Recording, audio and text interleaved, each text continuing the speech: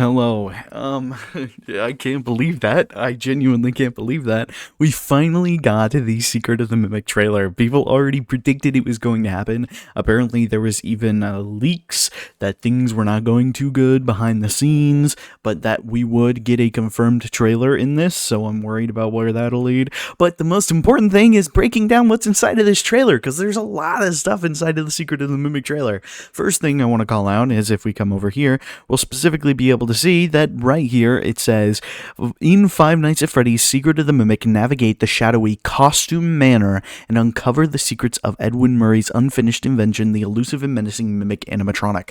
The reason why this is important is because for a while now, since the update, we've gotten the term MCM, that we didn't understand what MCM meant. A lot of people thought, including myself, that it was Murray Company Manufacturing, MCM, but it now has confirmation, just look at the capitalized letters there, that it is now confirmed to be Murray's Costume Manor, which is insane that we finally got confirmation of that name drop. But there is so much inside of this trailer that we need to look at, so I wanted to make sure I got on here and showed you guys everything that's inside of this trailer and given you some more insight about what's going on here, because I know some people are going to watch it and not know exactly all the things to pay attention to. So we're going to start from the very beginning and show you everything here, because it's actually insane. That's my first point. I know that doesn't make sense to be a first point, but hear me out. Specifically, we get the opening of the trailer in which we hear a sound of feedback, in which that's when the character's eyes change to orange. Now, for a while, people have been arguing about how Secret of the Mimic is actually going to work, because people think that Jackie itself is the Mimic. However, a lot of people have pointed out that's not physically possible, considering the Mimic and Jackie have completely different setup, bodies. And yes, the purpose of the Mimic is that it can climb into any body. However, that does not mean that it can just extend its arms infinitely, the same as Jackie can and other things. Specifically, this opening tells me that it has feedback and then changes the eyes to orange. There's going to be another piece of evidence in here that's going to double down on this, but I definitely think this is their way of saying no. The Mimic is not physically climbing into all of these costumes. The Mimic just has the ability to manipulate and take control over these characters, hence why their eyes change from their original colors, like how Jackie originally has green eyes, and shifts to an orange color when the Mimic is in control of it. It's not the Mimic physically climbing inside the suit, it is the Mimic going on a feedback frequency to take control of the character. And it's basically what we see with Mexis later on, where it has the ability to prevent any feedback, to prevent any information from leaving the basement or getting close to the Mimic and things like that. But that's what I think this opening shows us, is that taking control and not just climbing inside of the characters. So let me explain the situation. Now we have more things that need to be clarified here. At the end of the Help Wanted 2 update, we specifically saw a van taking away the Mexis machine. Some of us interpreted that to be Vanessa and Gregory actually grabbing Mexis and bringing it to the Pizzaplex to deal with the Mimic. However, this confirms that that's not the case.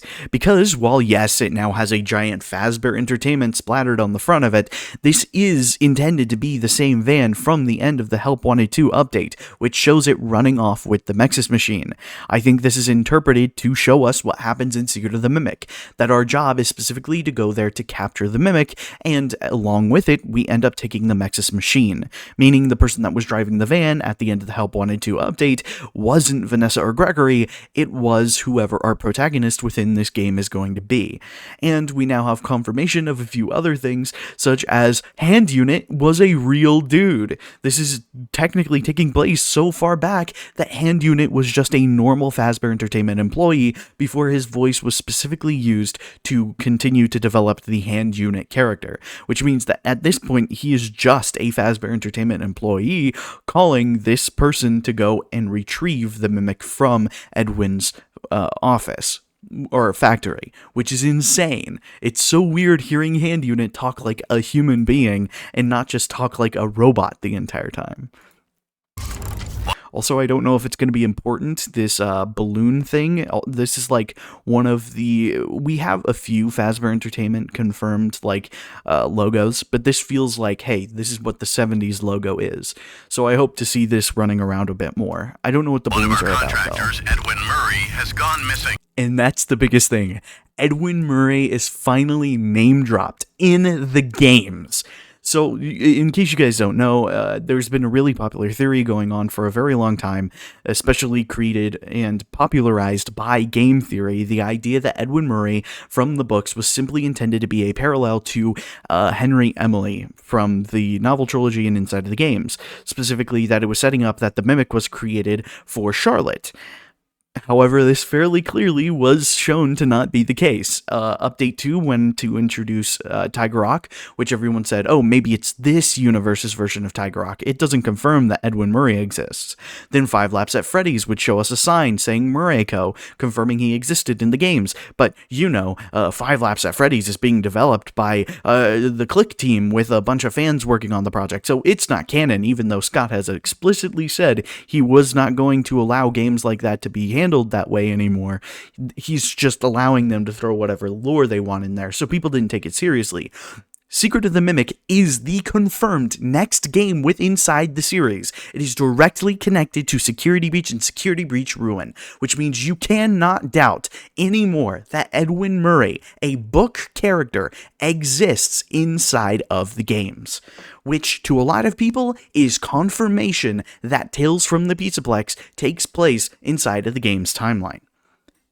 I'm going forward to say that is solid confirmation of this character existing. It would be silly to set up the same plots just to reveal that no, it wasn't the exact same. There is nothing inside of Tales from the Pizzaplex preventing it from being in continuity other than small little gripes about time issues that don't even make sense, because if you actually go and do the research yourself, Edwin should not be 60 years old as of the events of Security Breach. He has to be a lot older. But, that's for other people to deal with, to complain about. This is solid Tales games confirmation to me, so we'll continue. We've got a few things. We've seen the bee character before. They were on posters previously. This new dog character we haven't seen much of. This other dog character we haven't seen much of. And this weird thing. We don't exactly know what half of this stuff is, because these are brand new characters being introduced. Leaving our property abandoned in his... This new sheep. We've got what appears to be like a penguin or a bird of some kind. There's also a bird right here. Warehouse. And another dog cut out right here. Your job is... If we back up there a little bit, we'll be able to see what appears to be the jester, specifically, potentially, the same jester that is actually a Springlock suit inside of Tales from the Pizzaplex that the Mimic actually climbs inside of, which could potentially mean we'll get to see the jester costume. Your job is simple. Enter the warehouse. This is our first time seeing, I believe this is the security room. And when we enter here, we can see that it's 12. It's 12 a.m., like in the majority of Five Nights at Freddy's games, 12 a.m. We can see the MCM logo right here. We have a poster talking about being late, the signature fan, some cameras. It's going to be fairly interesting to see how this all works, as well as this little mushroom character who's going to be pretty important here in a second. That he was developing for us. Now, I can't see the characters that are back here, and I don't think anyone else can, but it does appear to be a character right here, It's a kind of the dog prototype character. We see that they've retconned the elephant design that we saw at the end of Security Breach Ruin. He now has tusks, whereas previously I don't believe he had tusks. That can adapt to any costume. And we can also see there was another character back there, Become any and character. another character right there, but we're unable to see what that is. And some weird dog-ish looking character. We don't know what that is either. We suspect it may be malfunctioning, so just be aware of the sled. We finally got confirmation. Something that was introduced at the end of the Help Wanted 2 update was we first saw the Tiger Rock plushie, but it was weird because the plushie had a zipper on the back, as well as being fairly close to the design of Vanny's suit, which a lot of people put 2 and 2 together to say potentially the Tiger Rock plushie is based off of a real mascot costume that existed back then, and this is very much not a stuffed animal. This is confirmation that the Tiger Rock character was originally a mascot character for Fazbear Entertainment. But non-zero chance that you could sustain significant That's Jackie, who is fucking towering. She is tall as hell. injuries while attempting to retrieve it. We finally get to see what appears to be Zero chance that you could sustain significant injuries while attempting to what retrieve appears to be a brand new poster. We can't exactly read what it says. SALO something. Solid Saloon something there, as well as some writing that we can't make out. What appears to be a Freddy-ish character, maybe a dog-ish character, we don't know. But we do see the Fredbear's Family Diner poster. This one we've seen a lot. We see a Spring Bonnie poster, and we see the other Fredbear's Family Diner poster. These are all things that we've seen before. And this is, again, the elephant, which we can now see is 100% the elephant from Ruin, just with tusks on his face now. it, including but not limited to death or dismemberment.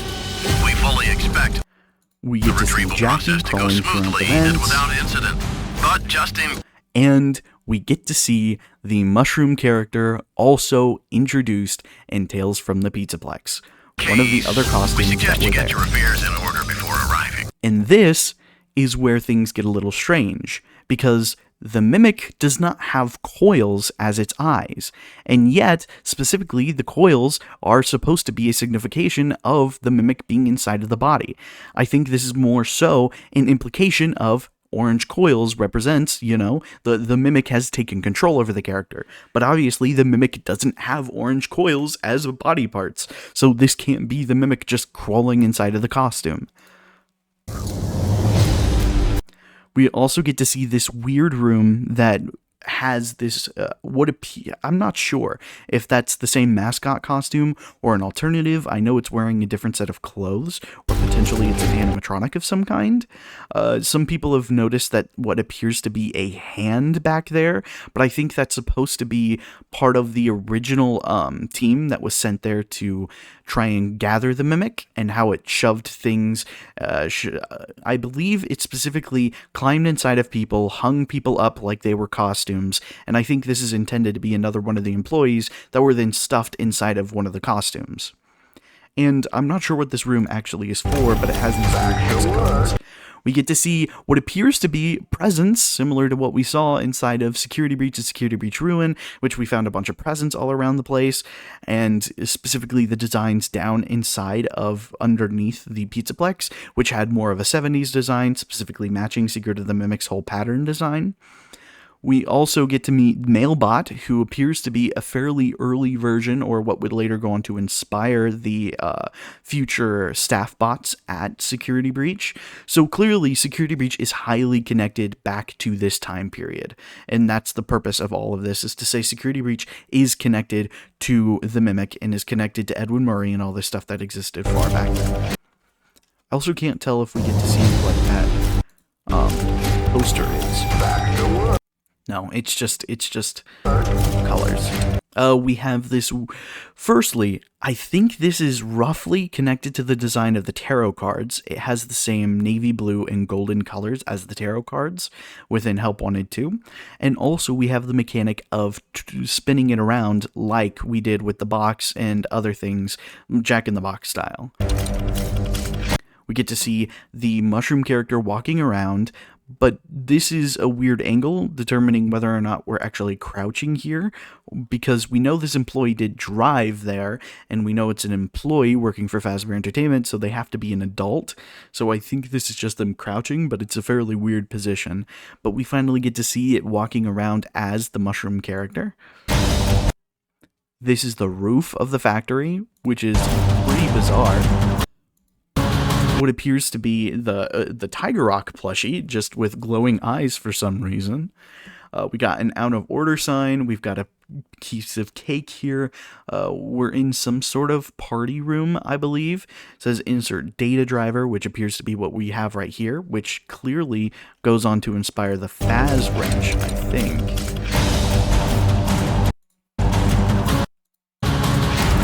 I can't tell if that's if this thing is not behaving.